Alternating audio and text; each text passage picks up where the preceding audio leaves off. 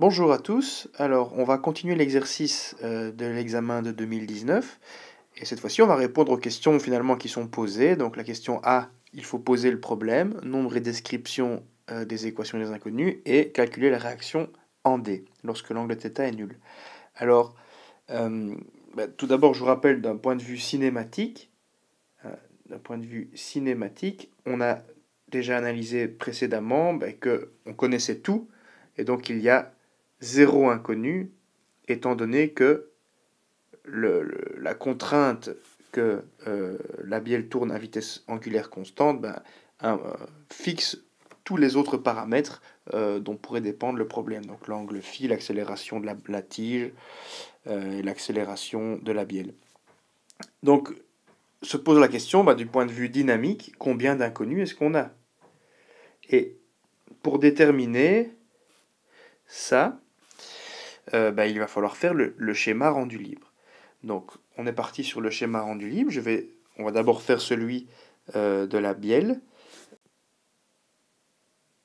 Voici ce qu'on pourrait notre bielle, disons, et on va dessiner les forces qui s'exercent dessus. Qu'est-ce qu'on a comme force? Naturellement, il y a, comme toujours, je vais dire son poids, hein, de 2 kg fois g.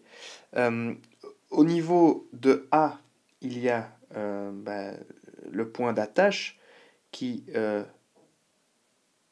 induit donc deux forces, une liaison horizontale et verticale, que je vais appeler VA. Et au niveau de B, la même chose, la liaison avec la tige. Et donc je représente par donc deux forces, une liaison verticale et une liaison horizontale, comme ceci. Je pourrais mettre dans l'autre sens, ça revient au même. Comme on ne sait pas, a priori, on va dire, quelles sont les intensités, enfin les directions de ces forces, on le met comme on veut. Et on n'oublie pas, évidemment, puisqu'il y a un couple qui assure, un couple de force, un couple moteur, qui assure que la vitesse angulaire soit constante, eh bien je dois avoir, en plus de ça, un couple moteur CM. Donc voilà pour la bielle, et maintenant je vais faire la tige dans un deuxième temps. Je dessine la tige, un petit peu plus grande, voilà, et inclinée, quelque chose comme ça. Et donc au niveau de la tige, qu'est-ce qu'on a comme force?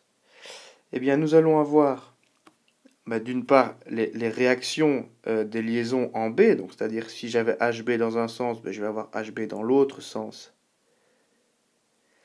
ici, et VB également, comme cela, par le principe des actions réciproques. J'ai également son poids, ça reste évidemment, et qui est connu.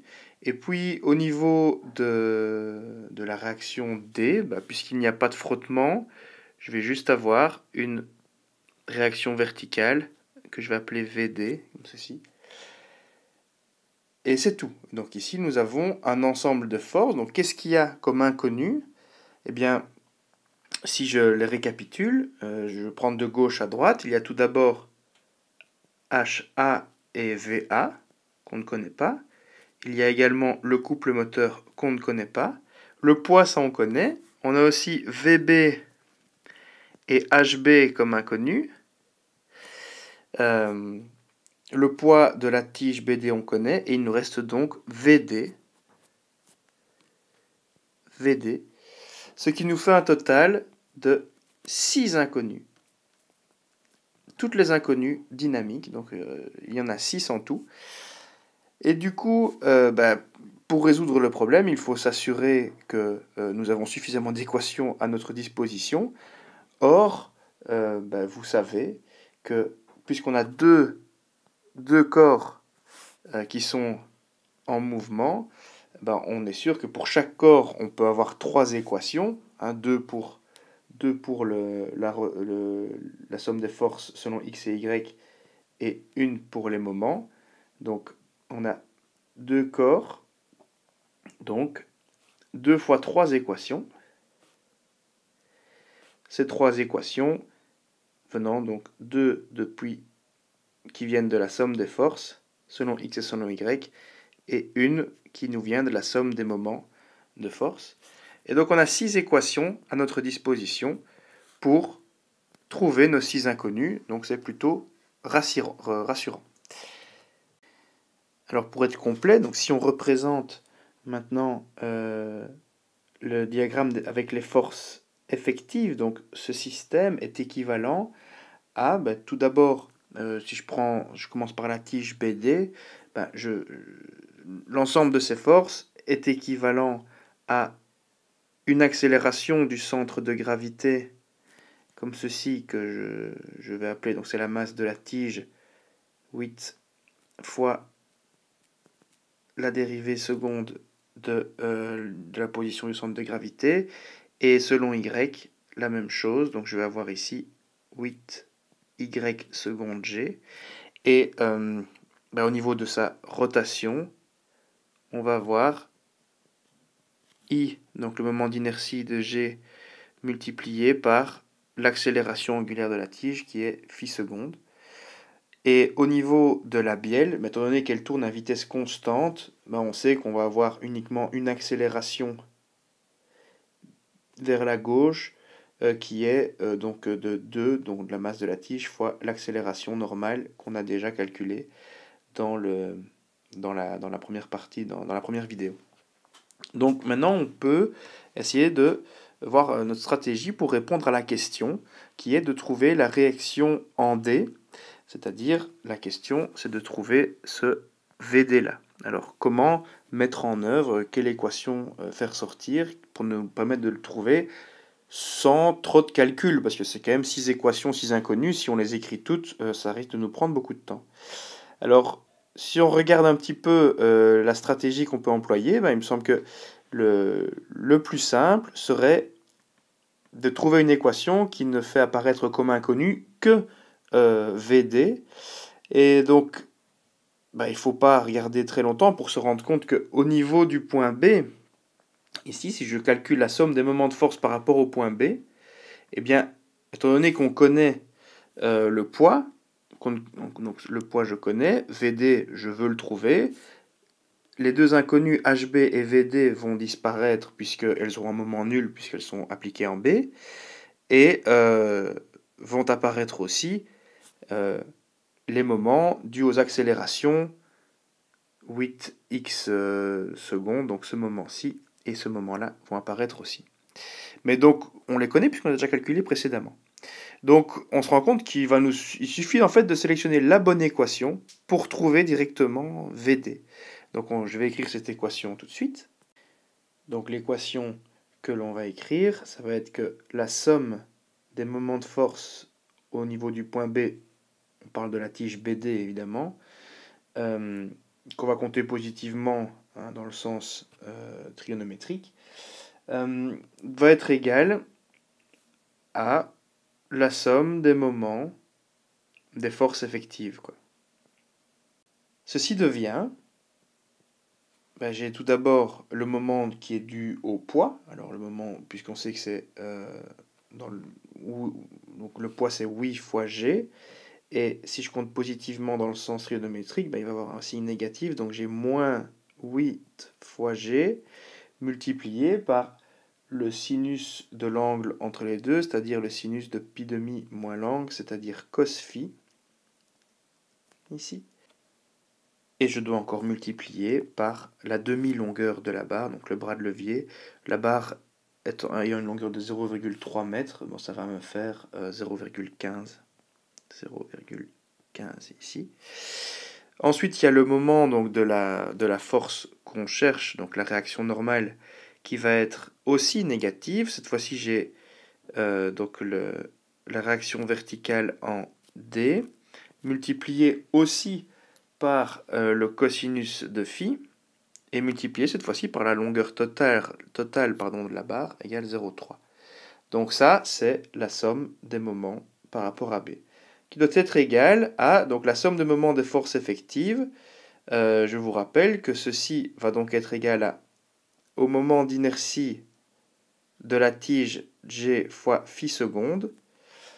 Et on doit rajouter à ce terme deux autres termes, donc le terme dû au moment créé par l'accélération du centre de gravité selon x, donc x2.g. Alors ce moment-là fait tourner la tige dans le sens des aiguilles d'une montre, donc il aura un signe moins, et moins, donc la force totale selon x, donc x2.g, multiplié par le bras de levier, donc la demi-longueur 0,15, multiplié par le sinus de l'angle entre les deux, qui est ici sinus de phi simplement, donc c'est-à-dire 3/5. Et il y a un deuxième terme, enfin donc un troisième terme en tout, un deuxième terme à rajouter, qui est le terme, le même terme mais pour y2.g, qui lui va être positif, donc plus 8 y2.g fois la demi-longueur également, et cette fois-ci ça va être fois le sinus de pi demi moins phi, donc fois le cosinus de phi. Alors si on se souvient des valeurs prises par x de point et y de point, y de point c'est de l'ordre de 10 moins 4, donc ceci on peut carrément le négliger, dire que c'est égal à 0, et il nous reste dans cette équation uniquement à isoler VD en faisant attention que x de point a une valeur négative. On l'avait calculé précédemment, cette valeur négative, et donc on remplace en gardant ce signe moins. Et donc dans cette expression, on se souvient donc, que tout d'abord le cos phi vaut 4/5. Donc on peut remplacer tous les cos phi par 4/5. Et le moment d'inertie IG, lui, c'est le moment d'inertie d'une barre, donc ml carré sur 12. Si vous remplacez par les valeurs, vous trouvez 0,6 kg mètre carré. Et donc il suffit maintenant de remplacer tout ça pour isoler VD. Et donc on obtient au final VD qui va être égal à, donc on a d'abord le terme moins 8 fois G fois 4/5 fois 0,15, moins le terme IG phi 2 points, donc moins 0,06 multiplié par l'accélération angulaire phi 2 points, donc qui valait 46,26. Alors il nous reste encore à ajouter le terme en x, c'est-à-dire plus 8 fois xg. Alors xg valait moins 70,78 multiplié par 0,15 fois 3/5. Et tout ce machin-là doit encore être divisé par ce qui multipliait VD, c'est-à-dire 0,3 fois 4/5. Et donc si on met ça dans la calculatrice, on obtient finalement la réponse finale, VD égale moins 263,15 newtons. Voilà pour la résolution de cet exercice. Alors on peut se réjouir qu'il n'y avait qu'une seule force à trouver, et on a eu, on va dire, le bon réflexe de chercher tout d'abord quelle relation allait nous donner la bonne réponse, plutôt que de se jeter sauvagement dans un système de 6 équations à 6 inconnues dans lequel on allait peut-être se perdre, quoi. Voilà, donc prochaine vidéo concernera le même système, mais cette fois-ci avec une question concernant la conservation de l'énergie. Merci de votre écoute.